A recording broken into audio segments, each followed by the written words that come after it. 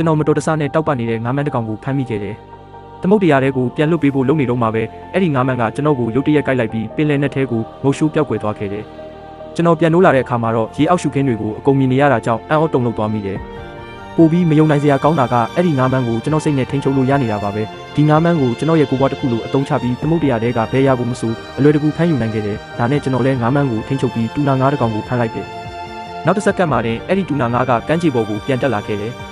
ကျွန်တော်လည်းစိတ်လှုပ်ရှားစွာနဲ့အဲ့ဒီငါးကြီးကိုပွေ့ဖက်လိုက်မိတယ်ဒီငါးတစ်ကောင်တည်းနဲ့တင်ကျွန်တော်အတွက်အမျက်ဆုံးတော်တော်ရနိုင်တယ်အဲ့ဒီနောက်ကျွန်တော်ပင်လယ်စာဈေးကိုသွားတဲ့အခါတခြားတန်ငါးတွေကကျွန်တော်ကိုကောက်ရတဲ့ငါးတွေဖြစ်မှာပါဆိုပြီးတောင်းပြောင်ကြတယ်အဲ့ဒီအချိန်မှာပဲချမ်းသာတဲ့အမျိုးသမီးတစ်ယောက်ရောက်လာတယ်သူကဒါဟာရှားပါတူနာငါးမျိုးစိတ်မှန်ချက်ချင်းတည်သွားပြီးဒေါ်လာ3သိန်းနဲ့ဝယ်ဖို့ကမ်းလှမ်းလာတယ်ကျွန်တော်လည်းချက်ချင်းပဲသဘောတူလိုက်တယ်အဲ့ဒီနောက်အမျိုးသမီးကကျွန်တော်ကိုသူ့ရဲ့လိပ်စာကပ်ပေးခဲ့တယ်နောက်ရက်တွေမှာသူကပွဲတော်တစ်ခုကျင်းပဖို့ရှိပြီးတကယ်လို့ကျွန်တော်ကအရေးသွေးမြင့်ငါးတွေထပ်ပေးနိုင်ရင်ဈေးကောင်းပေးပြီးဝယ်မယ်လို့ပြောသွားတယ်ကျွန်တော်လည်းချက်ချင်းပဲသဘောတူလိုက်ပြီးကမ်းခြေမှာအေးအေးဆေးဆေးအနားယူနေရင်ငါးမန်းကိုပဲပင်လယ်ထဲမှာငါးဖမ်းဖို့ခိုင်းထားလိုက်တယ်မကြခင်မှာပဲငါးမန်းကခရုကောက်ဝေ Yellow Croaker ငါးရိုင်းတစ်ကောင်ကိုတွေ့သွားတယ်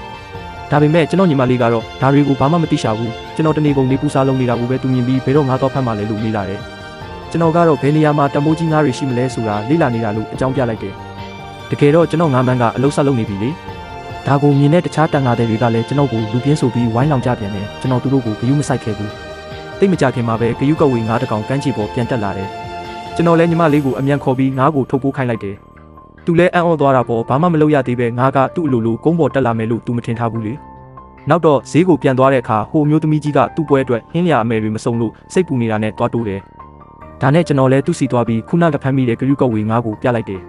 သူကငါးကိုမြင်တာနဲ့သဘောကျသွားပြီးတကောင်ကိုဒေါ်လာ3000နှုန်းနဲ့ဝယ်မယ်လို့ပြောတယ်ဒါပေမဲ့ဘေးနားကငါးတဲ့တယောက်ကကြားဖြတ်နှောက်ယှက်တယ်ကျွန်တော်ကသူ့စီးပွားရေးကိုလာပိတ်တယ်လို့ဖြစ်နေတော့ဒီကောင်မတကောင်ပဲရှိတာပါခမားပွဲအတွက်အနည်းဆုံး30လိုတာလေးလို့တမင်တက်တက်ပြောချလိုက်တယ်ကျွန်တော်ပြန်ပြီးအငင်းအခုံမလုပ်ပဲညီမလေးကိုပဲဖုံးဆက်လိုက်တယ်မကြခင်မှာပဲသုံးပြီးဆိုင်ကတစည်းဈေးတွေကိုမောင်းဝင်လာတယ်ငါးတဲ့ကတော့အထင်သေးတဲ့မျက်လုံးနဲ့ကြည့်နေတော့မယ်ဒါပေမဲ့ကျွန်တော်အုပ်ထားတဲ့အကာကိုဖယ်လိုက်တဲ့အခါဂယုကောက်ဝေငါးတွေပြည့်ဖြစ်နေတာကိုမြင်ပြီးသူစွန့်သွားတော့တယ်